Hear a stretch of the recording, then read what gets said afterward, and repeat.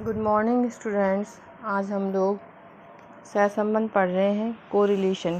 Correlation में हम लोग ने पहले स्पेयर उसका कार्ल पियर्सन का सहसंबंध गुणांक पढ़ लिया है।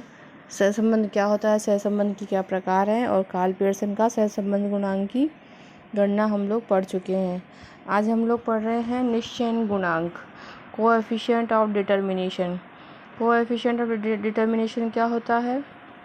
जब सहसंबंध विश्लेषण का हम तुलनात्मक अध्ययन करते हैं तो निश्चयन गुणांक की गणना की जाती है। निश्चयन गुणांक हमें बताता है कि स्वतंत्र चर आश्रित चरों में होने वाले परिवर्तनों के लिए कितना उत्तरदायी होता है। कोएफिशिएंट ऑफ डिटर्मिनेशन को डिनोट करते हैं r² से। जैसे यदि सहसंबंध गुणांक r है 0.6 है तो निश्चयन गुणांक r² 0.36 होगा, जिसका आशय यह है कि y चर में 36% परिवर्तन x चर के कारण ही होते हैं। अब हम लोग पढ़ रहे हैं स्पेयरमैन की कोटि अंतर रीति, स्पेयरमैन्स रैंक डिफरेंस मेथड। सबसे पहले हमने पढ़ा था कार्ल पियर्सन का सहसंबंध गुणांक, फिर हमने पढ़ा निश्चयन गुणांक और हम पढ़ रहे हैं स्पेयरमैन की कोटि अंतर रीति। स्पेयरमैन ने प्रतिपादित किया है रैंक डिफरेंस मेथड। इन्होंने बताया है कि जब भी तथ्यों का संख्यात्मक मापन संभव नहीं होता है तो वहाँ केवल हम लोग तथ्यों को क्या है रैंक दे सकते हैं। जैसे सुंदरता, बुद्धिमत्ता आदि जो हमारे गुणात्मक गुण होते हैं, तथ्य होते हैं, इन्हें अंकों में मापना कठिन होता है, इन्हें केवल हम रैंक ही दे सकते हैं। ऐसी स्थिति में हम लोग क्या यूज़ करेंगे, स्पेयरमैन की कोटि अंतर रीति। यहाँ हम लोग स्पेयरमैन की कोटि अंतर रीति का प्रयोग करके सहसंबंध गुणांक ज्ञात करेंगे। सबसे पहले हम लोग क्या याद करना होगा, सबसे पहले हमें कोटि क्रम प्रदान करना होगा। सबसे पहले हमें रैंक देने होंगे। जो भी हमारी x श्रेणी है या y श्रेणी है, उसमें जो भी पदमूल्य हैं उन सभी एक एक पद को हमें रैंक देना होगा। यह रैंक हम अधिकतम मूल्य वाले को से शुरू कर सकते हैं या कम मूल्य वाले से शुरू कर सकते हैं।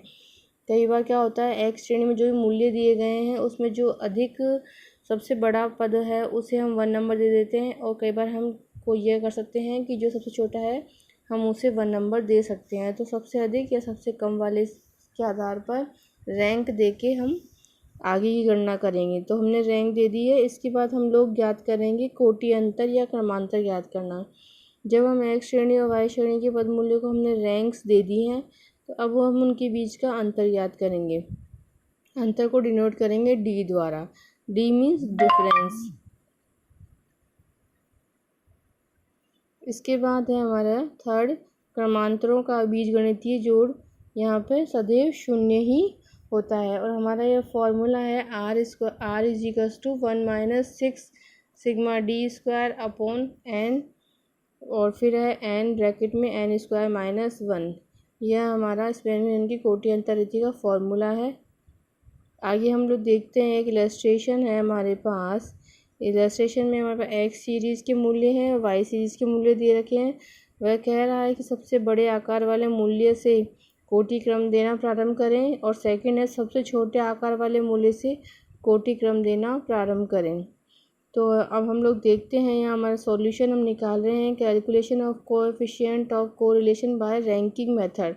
तो हमने x सीरीज़ लिखी है।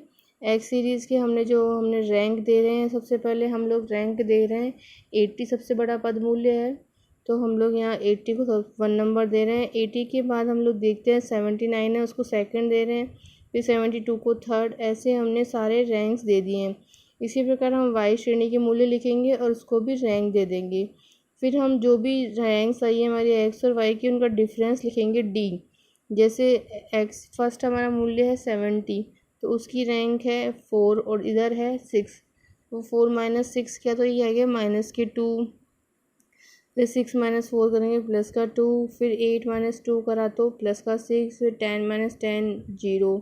ऐसे हमारे पास ये d आ गया है। अब हम इसका स्क्वायर कर लेंगे तो ये हमारे d² हो गया और उसका टोटल करेंगे सिग्मा d²। अब हम लोग देखते हैं सेकंड मेथड हमने यूज़ किया है, calculation coefficient of correlation by ranking method हम लिखेंगे।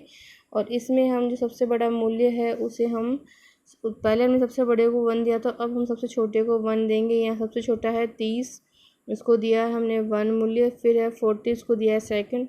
इसी तरह यहाँ रैंक दे दिए एक्स को, इसी तरह हम वाई को दे देंगे, फिर डी निकालेंगे, फिर डी स्क्वायर करेंगे। अब हम लोग आर निकालें फर्स्ट में 1 - 6 sigma d square upon n bracket में एन स्क्वायर माइनस 1। तो 1 - 6 इंटू सिग्मा डी स्क्वायर है हमारा फर्स्ट वाले में 54 अपॉन करेंगे एन है हमारे 10 नंबर्स हैं, 10 स्क्वायर माइनस 1 करेंगे, ये हमारा निकल के आ गया 0 प्लस का 0.67। इसी तरह हमने सेकंड वाले मेथड में भी निकालेंगे और ये भी आएगा। मेथड तो हमारा ये था कि एक बार हमें बड़े वाले को 1 नंबर देना है, एक बार हमें छोटे वाले को 1 नंबर देना है। बाकी दोनों से हमारा आंसर सेम ही आया है। यहाँ स्पष्ट है कि कोटि क्रम सबसे बड़े आकार वाले मूल्य को दिया जाए या सबसे छोटे आकार वाले मूल्य को, आंसर में कोई भी अंतर नहीं आएगा। ठीक है, थैंक्स स्टूडेंट।